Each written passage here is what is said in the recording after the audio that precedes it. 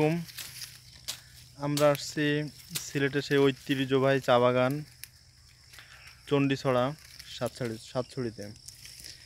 এখানে আমি এবং আমার দুইটা ভাই রেগুলারলি আসি। আসলে সিনারিটা দেখতে খুবই সুন্দর, যার কারণে আমরা মাঝে মাঝে আসি। আপনাদের আসার জন্য অনুরোধ করা যাচ্ছে। রবিউল ইসলাম নতুন চা বাগান দেখতে আসছে, তার মনের অনুভূতিটা আমরা একটি শুনবো, যে প্রকৃতির আবহাওয়া তাকে কতটা আনন্দ দিতে পারছে। রবিউল ইসলাম, বলেন আপনার অনুভূতিটা। আমার অনুভূতি, ছুটির দিন, আজকে চাকরি করি, সব সময় সময় পাই না ঘুরতে আসার জন্য। আজকে নামাজ পড়ছি, খাওয়া দাওয়া করে বাসা থেকে বের হয়েছি, চা বাগান দেখার উদ্দেশ্যে আসলাম, দেখলাম, ভালো লাগলো। কিছু সময় খুব আনন্দের সহিত একসাথে সবাই কাটালাম। মোটামুটি সত্যি আমার থেকে অসাধারণ, অনেক ভালো লাগছে, অসাধারণ। সিনেমাটা দেখতে খুবই অসাধারণ। আমার আরেকজন ভাই আছে, শ্রদ্ধ ভাই সুজন, সেও আসছে চা বাগান দেখতে।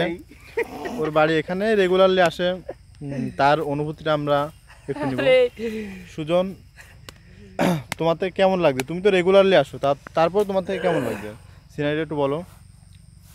আসসালামু আলাইকুম, আমি মোহাম্মদ সুজন, আমার বাড়ি হবিগঞ্জ জেলা। আমি এমনিতেই চায়ের দেশের মানুষ, প্রায়ই আসি এবং আসা যাওয়া করি। আমার বাড়িতে সবসময় এদিকেই যাওয়া পড়ে এবং খুব সুন্দর জায়গা। যেখানে আছেন ভাই, সিলেটে আসবেন, চায়ের দাওয়াত রইল, চায়ের দেশ দিকে যাবেন। সত্যি বলতে সিনারিটা অনেক সুন্দর, সবার অনুভূতি এখানে আসলে খুবই ভালো লাগে। আমাদের বাড়ি ঝিনাইদহ জেলায়, আমরা থাকি সিলেটে। মনটা যখন খারাপ থাকে তখনই আমরা এখানে ছুটে আসি। প্রকৃতির মাঝে সত্যি নিজেকে অসাধারণ লাগে।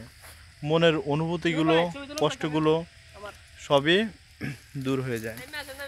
তাই সবাইকে অনুরোধ করছি আসার জন্য। সত্যি বলতে অসাধারণ। বন্ধুরা সবাই আসবে চা বাগান দেখার জন্য। Okay guys.